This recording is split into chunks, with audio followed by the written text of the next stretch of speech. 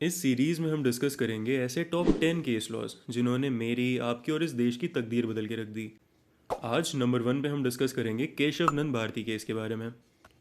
ज़रा सोचिए, अगर संसद के पास असीमित ताकत हो, अगर संविधान कभी भी बदला जा सके और अगर आपके मौलिक अधिकार कल ही ख़त्म कर दिए जाएं। भारत में ये लगभग हो ही गया था और इसे रोका ना किसी नेता ने, ना किसी क्रांतिकारी ने, बल्कि केरल के एक संत ने। 1960 और 70 के दशक में सरकार एक के बाद एक संविधान संशोधन कर रही थी। जमीन सुधार, संपत्ति कानून और सत्ता पर पूरा नियंत्रण।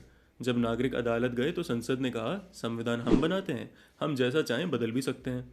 इसी बीच सामने आए स्वामी केशवनंद भारती। वो कोई नेता नहीं थे, वो कोई वकील नहीं थे, वो एक मठाधीश थे जिनकी ज़मीन सरकार ने ले ली थी। तो उन्होंने सिर्फ एक सवाल पूछा, क्या संसद संविधान का सब कुछ बदल सकती है? इस सवाल ने भारत के इतिहास का सबसे बड़ा संवैधानिक मुकदमा खड़ा कर दिया। 13 जजों की बेंच, 68 दिन की बहस और हजारों पन्नों की दलीलें। मुद्दा सिर्फ जमीन का नहीं था, मुद्दा था, क्या संविधान की कोई आत्मा है? 1973 में सुप्रीम कोर्ट ने एक ऐसा फैसला सुनाया जो पूरी दुनिया में गूंज गया। कोर्ट ने कहा, हाँ, संसद संविधान में संशोधन कर सकती है, लेकिन उसकी बेसिक स्ट्रक्चर को नष्ट नहीं कर सकती। बेसिक स्ट्रक्चर जो संविधान में लिखा नहीं है लेकिन संविधान को जिंदा रखता है। इस केस के अकॉर्डिंग कुछ ऐसी चीज़ें हैं जिन्हें संसद कभी ख़त्म नहीं कर सकता, जैसे कि संविधान की सर्वोच्चता, लोकतंत्र, कानून का शासन, शक्तियों का विभाजन, न्यायिक समीक्षा एक्सेट्रा। तो यही कहलाती हैं बेसिक स्ट्रक्चर डॉक्ट्रिन, एक अदृश्य दीवार जो सत्ता के दुरुपयोग को रोकती है।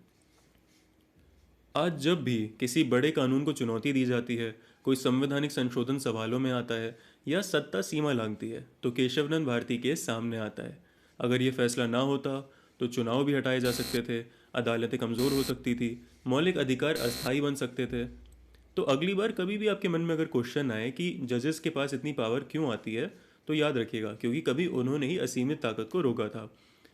तो ये तो बात हो गई भारतीय इतिहास के सबसे इंपॉर्टेंट केसेस में से एक केशवनंद भारती केस के बारे में। अगले एपिसोड में हम पढ़ेंगे एक ऐसे केस के बारे में जिसने प्रक्रिया को न्याय बना दिया, मेनका गांधी केस। तो सेकेंड एपिसोड के लिए सब्सक्राइब ज़रूर करिएगा।